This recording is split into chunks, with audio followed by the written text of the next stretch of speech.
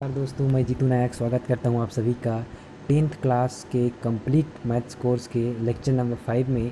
जहां आज हम डिस्कस करने वाले हैं दो चरों के रैखिक समीकरण पर आधारित जो इबारती प्रश्न होते हैं उनका हल किस प्रकार से किया जाता है।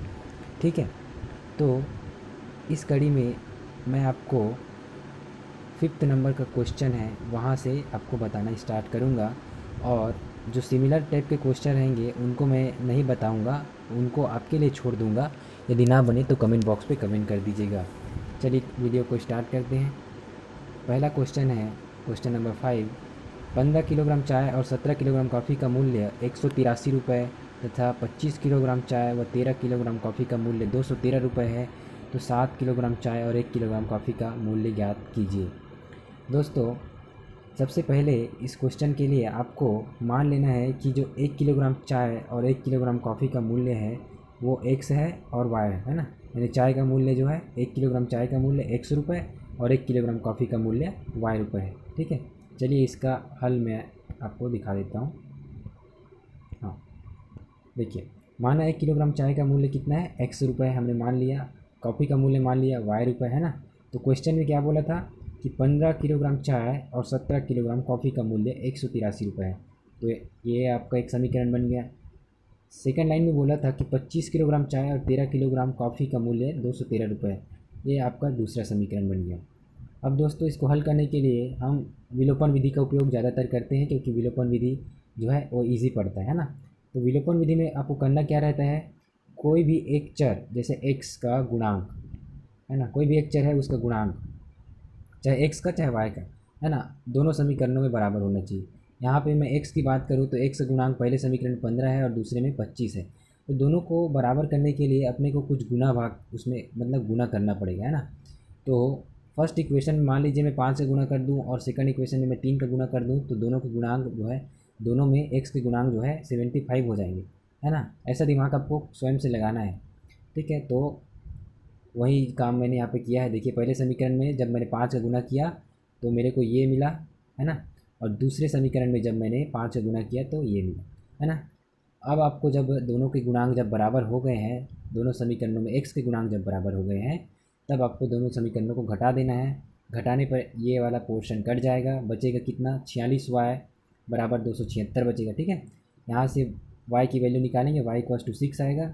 y की वैल्यू कोई भी एक समीकरण में पुटअप कर दीजिए और यहाँ से x की वैल्यू निकाल दीजिए। देखिए, मैंने x का वैल्यू निकाला 5.4 निकाला। ठीक है, अब आपको इसमें जो है इस क्वेश्चन में x और y का वैल्यू बस नहीं निकालना है, इसके आगे और हल करना है। क्वेश्चन में बोला है कि 7 किलोग्राम कॉफ़ी और 7 किलोग्राम चाय और 1 किलोग्राम कॉफ़ी का मूल्य कितना है।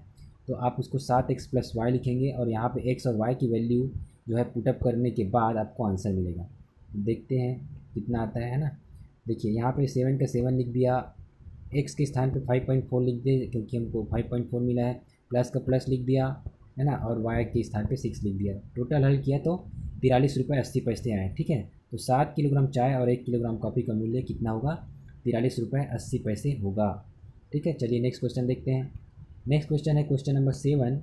क्वेश्चन नंबर 7 में पहले क्वेश्चन क्या बोला है उसको देख लेते हैं। ठीक है, क्वेश्चन में बोला है एक थैले में 50 पैसे और 25 पैसे के कुल 94 सिक्के हैं। यदि थैले में कुल 29 रुपये 75 पैसे हैं, तब बताइए कि थैले में 25 पैसे और 50 पैसे के सिक्कों की संख्या कितनी है। देखिए दोस्तों, ये क्वेश्चन आपको आसानी से बन जाएगा, लेकिन आपको इसमें थोड़ा सा दिमाग लगाना है। कौन सा दिमाग लगाना है मैं बताता हूँ। चलिए, सबसे पहले आपको मान लेना है जो पूछा है आपको उसको x और y मान लेना है ना। जैसे पूछा है कि 25 पैसे के सिक्कों की संख्या कितनी है और 50 पैसों के सिक्कों की संख्या कितनी है, तो 25 पैसे वाले को x मान लिया और 50 पैसे वाले को y मान लिया। ठीक है, तो पहले लाइन में लिखा है कि दोनों जो सिक्के हैं वो कुल कितने हैं, 94 हैं। तो आपने लिख लिया x plus Y equals to 94। ठीक है, अब देखते हैं कि थैले में कुल कितने रुपए हैं। थैले में है 29 रुपये 75 पैसे। अब यहाँ पे आपको दिमाग लगाना है थोड़ा सा। ठीक है, देखिए, 25 पैसे यानी कितने रुपए बोलूँगा, 1/4। ठीक है, 25 पैसा यानी 1/4 रुपया। ठीक है, 50 पैसे यानी 1/2 रुपये है ना, यानी आधा रुपये बोलते हैं उसको 50 पैसे को, और 25 पैसे को 1/4 बोलेंगे, ठीक है। तो यदि मैं 25 पैसे के सिक्कों की संख्या मेरे पास x है तो उसके रुपए कितने होंगे, x/4, है ना। 50 पैसों के सिक्कों की संख्या यदि y है तो उसके रुपए कितने होंगे, y/2 होंगे, ठीक है। और टोटल रुपए कितने हुए, 29.75 रुपये, है ना। तो मैंने इस प्रकार एक समीकरण लिख लिया यहाँ, है ना। अब इसको थोड़ा सिंप्लीफाई करेंगे तो आपको मिलेगा x+2y = 119, है ना। अब आपको दो समीकरण मिल चुके हैं, समीकरण 1 और समीकरण 2। दोनों में आप देखिए एक्स का गुणांक जो है बराबर है, आपको यहाँ ज़्यादा एफर्ट नहीं लगाना पड़ेगा विलोपन विधि से हल करने के लिए, है ना, क्योंकि गुणांक तो पहले से ही बराबर है। तो सीधा क्या कीजिए, पहले समीकरण में दूसरी समीकरण को घटा दीजिए, जैसे कि मैंने यहाँ पे किया है। तो यहाँ से आपको y = 25 मिल गया। y = 25 मिल गया तो उसको कोई भी एक समीकरण पुटअप कर दीजिए, जैसे कि 1 में पुटअप कर दीजिए तो x = आपको कितना मिलेगा, 69 मिलेगा, ठीक है। तो यहाँ से आपको आंसर मिल गया कि 25 पैसे के 69 तथा 50 पैसे के 25 सिक्के हैं, ठीक है। ये आपका आंसर है। जल्दी जल्दी बताना पड़ेगा दोस्तों क्योंकि वीडियो लंबा हो जाएगा, है ना। देखिए 6 क्वेश्चन को मैंने इस कारण नहीं बताया क्योंकि आपका जो एग्जाम्पल नंबर 9 दिया है बिल्कुल सिमिलर उसी टाइप का क्वेश्चन है, ठीक है। हमारे छत्तीसगढ़ी में एक कहावत है कि 100 गोड़ 72 आँखी, तो कत्का मुर्गा कत्का हाथी, वो इसी टाइप का सवाल है, ठीक है। तो इसको आप ज़रूर बनाइएगा, आपको ज़रूर इससे बेनिफिट होगा एग्ज़ाम में, ठीक है। चलिए क्वेश्चन नंबर 8 देखते हैं। क्वेश्चन नंबर 8 में क्या बोला है कि दो संख्याओं का योग 25 तथा उनके व्युत्क्रमों का योग 1/4 है, संख्याएं ज्ञात कीजिए। चलिए इसका आंसर देखते हैं, ठीक है। देख लीजिए, सबसे पहले आपको मान लेना है कि मान लीजिए वे संख्याएं x और y है ना। सबसे पहले आपको यही काम करना रहता है। अब क्वेश्चन में बोला है कि उनका योग जो है 25 है, तो हमने लिख लिया। व्युत्क्रम बोला है, व्युत्क्रम यानी x का व्युत्क्रम बोलेंगे तो क्या लिखेंगे, 1/x लिखेंगे। y का व्युत्क्रम बोलेंगे तो क्या लिखेंगे, 1/y लिखेंगे, है ना। तो उनके व्युत्क्रमों का योग बोला है कि 1/4 है ना। तो यहाँ पे हमने सेकंड इक्वेशन के लिए ऐसा लिख लिया। थोड़ा सा सॉल्व करेंगे तो आपको यहाँ से मिलेगा 4 × x + y = xy, है ना। अब देखिए पहले इक्वेशन में आपको x + y का वैल्यू दिया है 25, तो यहाँ पे आपने x + y = 25 यहाँ पे रख दिया, तो आपको मिला 4 × 25 = xy। तो यहाँ से xy का वैल्यू मिल गया 100, ठीक है। अब आपको एक छोटा सा सूत्र याद रखना है, ये x - y² = x + y² - 4xy, ठीक है। अब यहाँ पे आप देख सकते हैं x + y जो है उसकी वैल्यू हम 25 रखेंगे और x × y का वैल्यू अभी अभी हमने निकाला 100, उसको यहाँ पे पुटअप करेंगे। तो देखिए मैंने पुटअप कर दिया, यहाँ से 25² हुआ तो 625 आया और 4 × 100 हुआ तो 400 आया, है ना। दोनों को माइनस किए तो 225 आया, है ना। अब यहाँ से x - y² = 225 हो गया। स्क्वायर जब पक्षांतर किया जाता है तो अंडर रूट में चेंज हो जाता है, ठीक है। अब 225 किसका, 225 का वर्गमूल क्या होगा, तो 15 होगा, ठीक है। आप निकाल के देख सकते हैं, आपको सिखाया गया है 9th में, या तो आपको याद भी रहता है ना, 225 तो कॉमन है, या याद रहता है। तो यहाँ से आपको एक और समीकरण मिल गया x - y = 15। अब देखिए समीकरण 1 और 3 इन दोनों को आप विलोपन विधि से आसानी से हल कर सकते हैं, ठीक है। तो विलोपन विधि से कैसे हल करेंगे चलिए देखते हैं, ठीक है। हाँ, इधर x + y = 25, x - y = 15, ठीक है। यहाँ पे y से -y कटेगा तो 2x बचेगा, इधर बचेगा 40 सॉरी। तो x = कितना आएगा, 20 आएगा। x का वैल्यू किसी भी एक समीकरण में रख दीजिए तो y का वैल्यू मिलेगा। अतः वे संख्याएँ 20 और 5 है ना। ऐसा आपको आंसर मिल जाएगा। चलिए नेक्स्ट क्वेश्चन देखते हैं। नेक्स्ट क्वेश्चन क्या है, नेक्स्ट क्वेश्चन में बोला है, क्वेश्चन नंबर 11 है, 5 वर्ष पूर्व मेरी आयु मेरे पुत्र की आयु की तिगुनी थी, 10 वर्ष पश्चात मेरी आयु मेरे पुत्र की आयु की दुगुनी हो जाएगी, मेरी व मेरे पुत्र की वर्तमान आयु ज्ञात कीजिए। दोस्तों ऐसा क्वेश्चन पिछले जो प्रश्नावली था उसमें भी मैंने बताया था, वहाँ केवल आपको समीकरण बनाना था, यहाँ समीकरण बनाने के बाद हल भी करना है। तो इस प्रकार के क्वेश्चन में सबसे पहले आपको जो है जिन भी व्यक्तियों की आयु पूछी है उनकी वर्तमान आयु मान लेनी है, ठीक है। जैसे कि हमने यहाँ पे मान लिया है कि माना पिता की वर्तमान आयु जो है x वर्ष है और पुत्र की वर्तमान आयु y वर्ष है, ठीक है। अब 5 वर्ष पूर्व बोल रहा है, मान लीजिए आपकी आयु अभी वर्तमान में 20 है, तो 5 वर्ष कितनी होगी, 15 होगी, है ना। कैसे पता चला, इसमें से 5 माइनस किए तब पता चला, है ना। तो वैसे ही एक्स थी पिता की आयु, है ना, तो 5 वर्ष पूर्व कितनी आयु होगी, x-5, और पुत्र की आयु होगी y-5, क्योंकि 5 वर्ष पहले जो है उसकी आयु मतलब वर्तमान आयु जो है वो y वर्ष थी, है ना। तो अब क्वेश्चन में हमको बोला है, प्रश्नानुसार हमको बोला है कि 5 वर्ष पूर्व मेरी आयु यानी पिताजी की जो आयु है वो जो है वो अपने पुत्र की आयु यानी y-5 का 3 गुना था बोला है। तो ऐसा हमने लिख लिया। इसको थोड़ा सिंप्लीफाई किया तो आपको मिला x-3y=-10 मिल गया। ठीक है, इसको इक्वेशन नंबर फर्स्ट नाम दे दीजिए। नेक्स्ट पार्ट में बोला है कि 10 वर्ष बाद, 10 वर्ष बाद मेरी आयु अभी 20 वर्ष है, तो 10 वर्ष बाद कितनी होगी, 10 जोड़ दीजिए, इसमें 30 है ना। तो इसी प्रकार हम यहाँ पे पिताजी की आयु लिखेंगे x+10 और पुत्र की आयु लिखेंगे y+10, है ना। तो अब क्वेश्चन में बोला है कि 10 वर्ष बाद जो मेरी आयु है यानी पिताजी की आयु है वो पुत्र यानी y+10 का 2 गुना हो जाएगा बोला है। तो हमने यहाँ से ऐसा लिख लिया।